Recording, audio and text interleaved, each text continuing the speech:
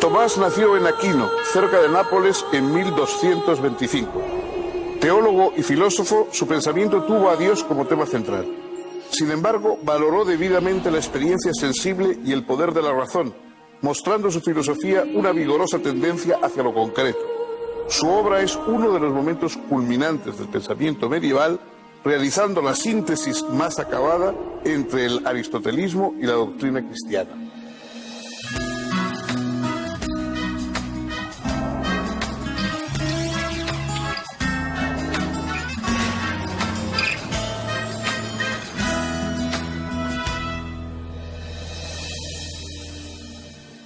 ¿Qué tal, amigos? Bienvenidos a nuestro programa de divulgación filosófica. Los filósofos están siempre codeándose con los teólogos, o si quieren ustedes, la teología está planeando siempre también sobre la filosofía. Aristóteles, el propio Platón, han hablado indistintamente de los temas del mundo, de los temas de la realidad, y también han hablado de vez en cuando de la divinidad. Pero a partir de la filosofía cristiana, a partir de que el cristianismo se convierte en la gran ideología de Europa, naturalmente la teología adquiere un carácter, un peso mucho mayor del que había tenido nunca. En primer lugar, porque la teología está al servicio de una iglesia y esa iglesia es muy potente. Es decir, los filósofos normalmente hablan desde su opinión, desde su punto de vista, pero en aquel momento la gran Iglesia católica del medievo era la única y la gran fuente de poder ideológico que había en Europa. Y los teólogos eran los administradores de ese poder, de ese gran poder ideológico que era la religión católica. Dentro entonces de la filosofía había los que pretendían servir a la teología de un modo y los que pretendían servirla de otro, pero pocos de los filósofos de la época escapaban a los planteamientos teológicos.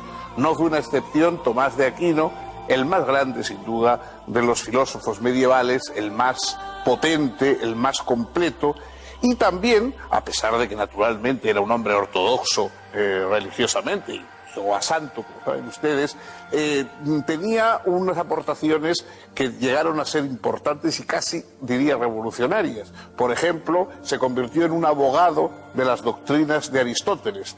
Los libros de Aristóteles eran vistos con sospecha por parte de los teólogos católicos. Por una parte, porque era un pagano y por lo tanto que un pagano pudiera enseñar cosas a los cristianos no estaba bien visto. Y por otra parte, para colmo, porque las obras de Aristóteles habían sido conservadas por el mundo árabe, de modo que se duplicaba el que era un pagano que nos llegaba a través de los árabes. Estos no fueron argumentos que disuadieron a Santo Tomás de conceder toda su importancia a la filosofía de Aristóteles y a través de él de crear toda una filosofía cristiana apoyada en el aristotelismo. Si siguen ustedes con nosotros, van a ver desarrollarse la figura de este gigante del medievo y del pensamiento teológico.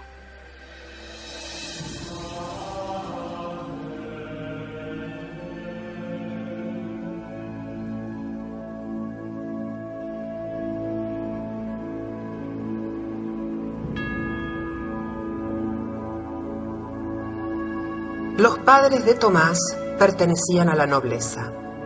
Tuvo 6 hermanos y 5 hermanas, pero su padre decidió preparar al niño para que algún día pudiera ser elegido abad del monasterio benedictino de Monte Cassino. Ello sería conveniente para asegurar la fortuna familiar. Por eso, a los 5 años, lo envió a ese monasterio para iniciar su educación. Tomás permaneció durante 9 años en Monte Cassino y en 1239 fue a la Universidad de Nápoles para continuar sus estudios.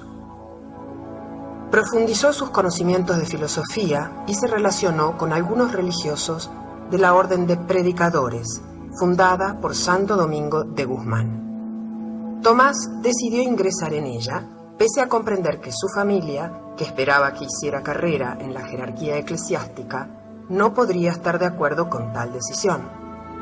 La orden dominicana, al igual que la franciscana, no daba a sus miembros más futuro que el de frailes mendicantes.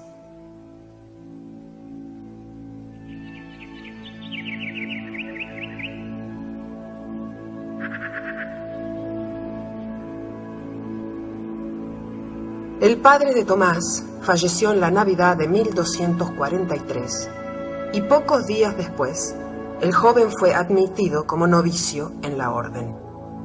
Su madre, no dispuesta a permitir que su hijo renunciara a un futuro prestigioso para la familia, envió a sus hermanos a secuestrarlo y llevarlo a la fortaleza de Rocaseca en el reino de Sicilia, donde permaneció hasta fines de 1245.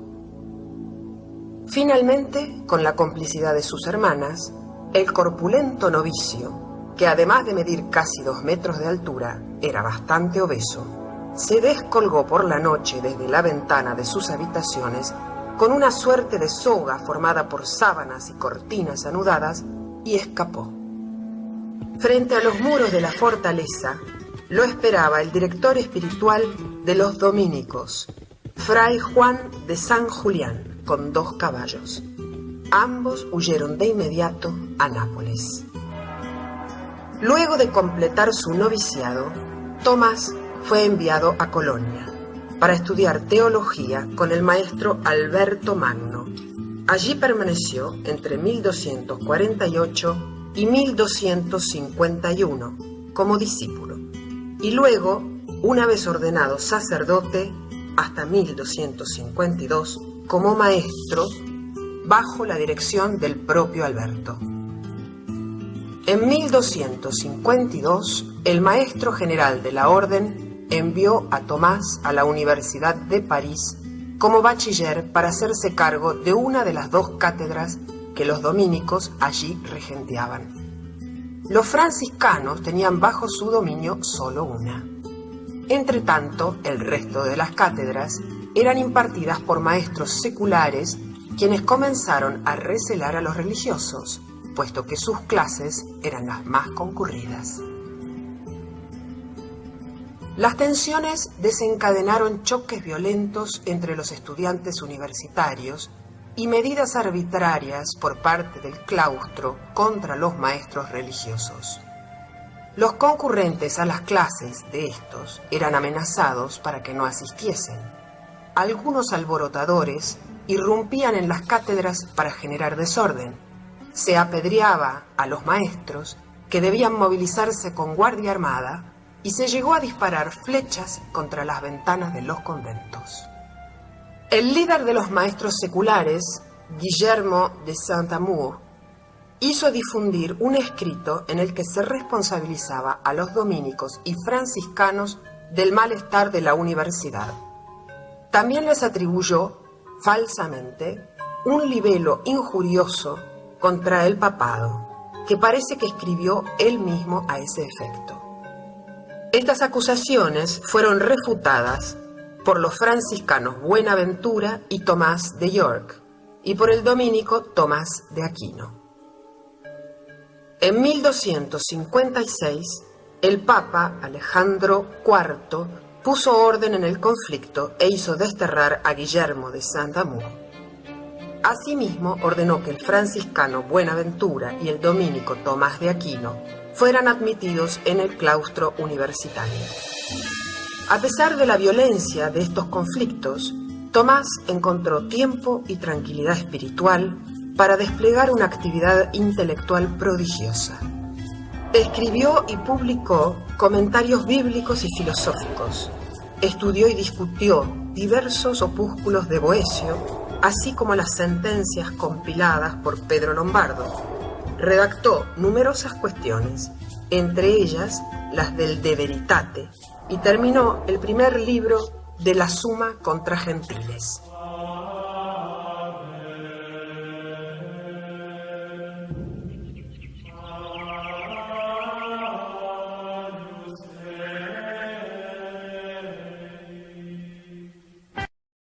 Entre 1259 y 1268 fue enviado por su orden a Italia y nombrado predicador general en el capítulo de Nápoles. En cumplimiento de las obligaciones correspondientes a ese cargo, viajó frecuentemente a diversas ciudades italianas, residiendo donde se instalase la corte pontificia. En este período fue teólogo, consultor del Papa. En estos años terminó su Summa contra Gentiles y su comentario a la obra del pseudo Dionisio Areópagita. A pedido del Papa Urbano IV, redactó la glosa evangélica conocida como Catena Aurea y otros textos. También se ocupó de temas doctrinales, teológicos y filosóficos. Quizá fue este el período más prolífico de su vida. En 1267 comenzó a escribir una obra que pudiese servir de libro de texto para los estudiantes de teología. Era la Summa Teológica.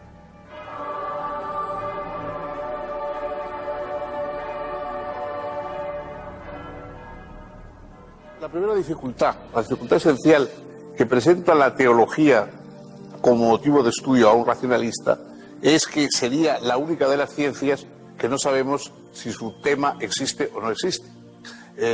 Naturalmente, para Santo Tomás de Aquino estaba fuera de toda duda la existencia de Dios, pero comprendía racionalmente que esta duda podía plantearse a alguien que no tuviera la fe. Entonces él distingue, por un lado, lo que aporta la fe y una creencia no discutida en Dios. Pero en cuanto se pone a actuar como filósofo, aun dentro de su teología, comprende la objeción de los que pueden poner en duda la existencia de Dios y hizo esfuerzos realmente extraordinarios por probar la existencia de Dios. ¿Cómo vamos a hablar, cómo vamos a hacer elucubraciones teológicas sobre cómo es Dios, cuáles son sus cualidades, cuáles son sus atributos, etcétera, si no sabemos si existe o no existe? Previamente a todo lo demás, hace falta establecer la existencia de Dios. Y una de las piezas más conocidas de la inmensa obra de Santo Tomás son las 5 vías, las 5 pruebas de la existencia de Dios. Las 5 vías se reducen un poco siempre a lo mismo, es decir, existe la realidad, existe el mundo con una u otras perfecciones, alguien tiene que haberlo hecho. Si vamos remontándonos vemos que cada cosa, cada árbol da lugar a nuevas semillas y nuevos árboles, cada animal engendra nuevos animales, etc. Todo tiene como un proceso, pero en un momento debe haber un comienzo y ese comienzo tiene que ser un creador que no haya sido previamente creado y todas esas vías, cree él racionalmente, llevan a esa conclusión del creador final. Bueno, en su momento esto fue, ya era audaz el querer probar la existencia de Dios, puesto que de alguna manera aceptaba que hubiera quien dudase de ella, de modo que no hay que quitarle importancia a la audacia de alguien que decide probar la existencia de Dios por si acaso es necesario. Obviamente la historia no ha aceptado en gran parte las vías que se deben a una física antigua y a unos conocimientos muy dudosos sobre el mundo y sobre todo a un malentendido, que es que no se puede explicar lo que no sabemos por algo que conocemos aún menos. Es decir, conocemos poco del origen del universo, pero nada de Dios, y por lo tanto decir que Dios explica el origen del universo se sigue una pregunta inmediata: ¿y quién explica a Dios? ¿No? Este sería el final de la cuestión, pero naturalmente ni Santo Tomás ni su tiempo permitían llegar tan lejos.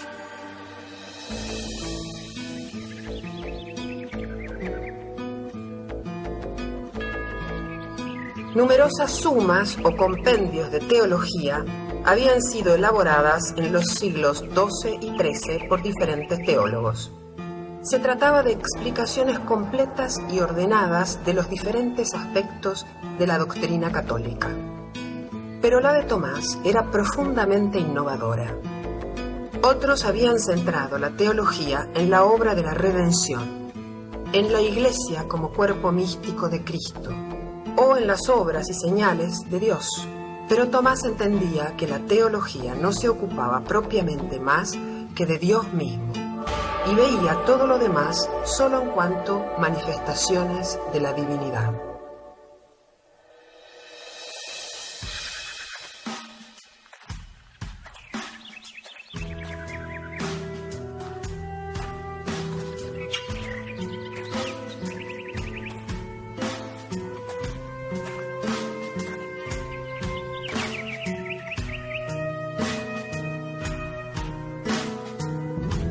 La teología, para Tomás, debe moverse siempre dentro de la fe, y explicar con razones la naturaleza de los dogmas. El elemento de autoridad es usado en su suma teológica con extrema sobriedad y solo recurriendo a las autoridades que el adversario admite o reconoce. En este sentido, la suma pretende movilizar las riquezas de la razón humana. Cada artículo de la suma consta de 4 partes. En la primera parte, quaestio, se plantea el problema en forma concisa. En la segunda parte, disputatio, se exponen los principales argumentos a favor y en contra. En la tercera parte, responsio, se presenta la solución razonada y justificada.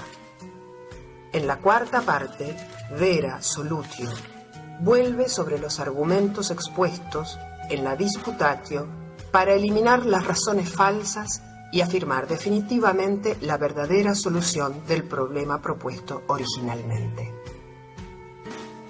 En 1269, el general de la Orden volvió a enviar a Tomás a París para que se hiciese cargo de la cátedra para extranjeros en la universidad. La situación era crítica, porque por un lado, los maestros seculares, ahora liderados por Gerardo de Abbeville, habían recrudecido nuevamente sus actitudes para con los frailes mendicantes, y por otro lado, los averroístas latinos, así llamados por derivar su conocimiento de Aristóteles a partir del comentarista musulmán Averroés, presentaban, de la mano de Siger de Brabante, un aristotelismo demasiado radical y poco compatible con las doctrinas cristianas. La filosofía aristotélica había desaparecido del horizonte cultural europeo occidental durante varios siglos. Solo la lógica había sido conservada y cultivada. Al traducirse al latín durante el siglo XII la obra de Averroés y otros comentaristas musulmanes, los textos aristotélicos fueron recuperados, produciendo una profunda crisis en el ambiente escolástico. Algunos autores se habían convertido a esa versión mahometana de Aristóteles, a pesar de incurrir en doctrinas que no parecían admisibles desde la fe cristiana. Esas actitudes suponían el riesgo de que el aristotelismo fuese condenado por la Iglesia como contrario a la fe. Tomás entendía que no se podía renunciar a Aristóteles, sino que solo cabía corregirlo y depurarlo. Por ello encargó a Guillermo de Moerbeke, dominico y helenista, que tradujera directamente del griego, lo más fielmente posible, los libros de Aristóteles. A la vez acometió la tarea de defender al filósofo tanto de quienes lo seguían irreflexivamente, como de quienes lo rechazaban por fidelidad a cierto tradicionalismo platonizante o hasta irracionalista. No era una tarea sencilla. La Santa Sede prohibió los libros aristotélicos hasta que fuesen corregidos. Los franciscanos se unieron a los seculares en la condena de todo aristotelismo. En 1270, Tomás sostuvo una disputa pública con el regente de la cátedra franciscana, Juan Peckham, y logró que éste admitiese que la doctrina tomista, a pesar de basarse en Aristóteles, no era contraria a la fe. Poco después, el obispo de París, Esteban Tempier, condenó 13 proposiciones aristotélicas, buscando afirmar así la teología tradicional. Tomás no demoró en probar que dichas proposiciones no eran verdaderamente aristotélicas, sino de sus comentaristas árabes. A la vez escribió un tratado contra las enseñanzas del averroísta Siger de Brabante, quien profesaba la eternidad del mundo y la mortalidad del alma, tan sólido y persuasivo que logró convencer a su antagonista. De hecho, Siger redactó a continuación una obra en la que corrigió su anterior doctrina, expresando su admiración por Tomás. Mientras participaba en estas discusiones, Tomás encontró tiempo para seguir desarrollando una impresionante obra escrita. Además de numerosos opúsculos, comentarios, tratados y cuestiones disputadas, finalizó en 1270 la primera parte de la Summa Teológica y en los 2 años siguientes concluyó la segunda parte.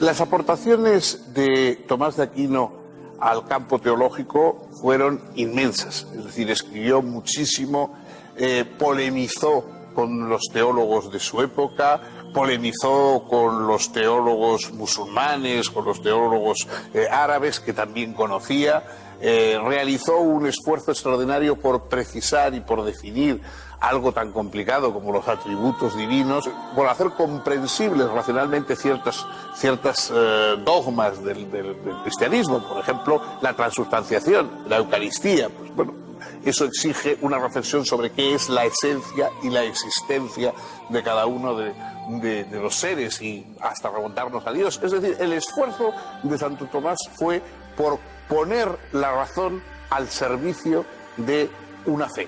Claro, esto da que él partía de la base de que ya había llegado a la conclusión cuyo camino iba a recorrer.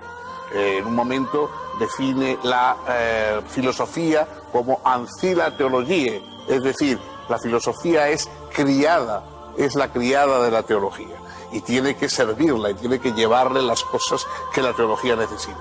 Esto es un poco algo que va en contra del espíritu filosófico tal como lo entendemos. La filosofía precisamente lo que se hace es preguntar dudas, preguntar cuestiones que no sabe a dónde van a llevar.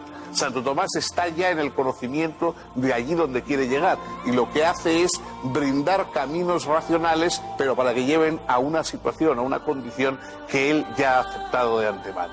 Es, por supuesto, un serio, digamos, argumento en contra de su propósito filosófico, pero no cabe duda de que la honradez y la determinación con que lleva a cabo ese intento racional de llegar hasta lo que está más allá de la razón son verdaderamente dignos de reconocimiento y sobre todo en su momento fueron y chocaron con conservadurismos que se negaban siquiera a plantear el que la razón pudiera escalar grados hacia la majestad de la divinidad.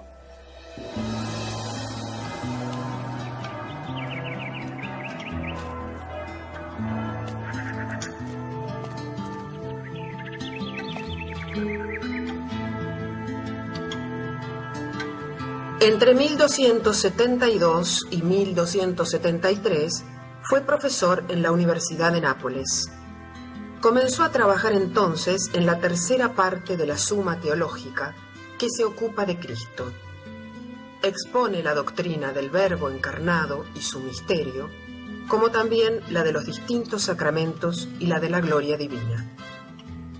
En marzo de 1273, durante la misa, sufrió un éxtasis profundo y prolongado. A pesar de ser sacudido por quienes lo acompañaban, no volvió en sí inmediatamente, y cuando lo hizo estuvo derramando su llanto por horas, aunque no dijo nada respecto de lo que había experimentado. Finalmente, el 6 de diciembre de ese mismo año, día de San Nicolás, luego de haber concluido la cuestión 90 de la tercera parte de la Summa Teológica, tuvo una nueva experiencia de arrobamiento, aún más profunda que la anterior. De inmediato archivó en un armario papel, plumas y tintero. No trabajó más en la Summa Teológica ni en ningún otro texto. Cuando sus colaboradores le pidieron que terminase el trabajo, pues era muy poco lo que faltaba, solo respondió que no podía. Finalmente dijo a su secretario, Fray Reginaldo de Piperno, que después de lo que había experimentado, le parecía innecesario todo cuanto había escrito a lo largo de su vida. De hecho, la Summa Teológica fue completada después de su muerte, haciéndose cargo Fray Reginaldo de la redacción de las últimas páginas, a partir de los borradores del propio Tomás. Al morir, Tomás dejó más de 130 obras, entre comentarios, sumas, opúsculos, cuestiones, conferencias y sermones. Más de 890 lecciones sobre libros de Aristóteles, más de 1650 lecciones sobre la Sagrada Escritura y alrededor de 3000 artículos sobre las secuencias. Su suma contra gentiles consta de 463 capítulos. La Suma Teológica tiene 512 cuestiones y un suplemento que comprenden 2652 artículos en los que aparecen expuestos y resueltos más de 10.000 argumentos. En 1323, el Papa Juan XXIII procedió a la canonización de Tomás, afirmando que cada uno de los artículos de su Suma Teológica era ya un milagro.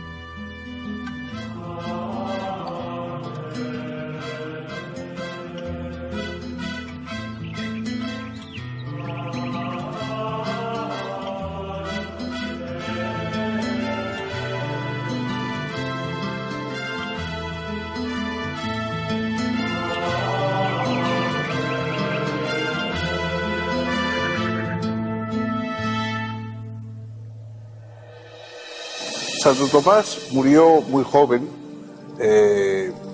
camino en Rocaseca, camino de un concilio, y sorprende al ver la magnitud enorme de su obra constatar que solo vivió 49 años. La obra de Santo Tomás, que hoy, desde el punto de vista de los teólogos y de la Iglesia, es la piedra angular de todo lo que puede ser una filosofía cristiana, si es que este concepto de filosofía cristiana tiene algún sentido. Recuerdo a este propósito la broma de Borges, que decía que esto era como hablar de equitación protestante, ¿no? Bueno, pero en fin, si tiene algún sentido hablar de filosofía cristiana, hoy, naturalmente, la piedra angular es Tomás de Aquino. Pero no fue así en los años y los siglos posteriores a su muerte. De hecho, poco después de morir, muchas de las proposiciones de sus libros fueron condenadas por la Iglesia. Y tardó mucho tiempo en llegar a convertirse en el gran patriarca del pensamiento cristiano que hoy es. Prácticamente hasta el siglo XIX fue León X el que ya lo ensalza como el más grande de los teólogos, el más grande de los filósofos cristianos, y hasta ese momento prácticamente no había tenido reconocimiento, de modo que el auge y la predominancia de Santo Tomás es una cosa del siglo XIX y del siglo XX. Antes había permanecido casi en una situación o oculto o, en fin, un poco en dudas respecto a su ortodoxia, etc. Que Santo Tomás de Aquino fue una potencia intelectual extraordinaria, eso no cabe ninguna duda.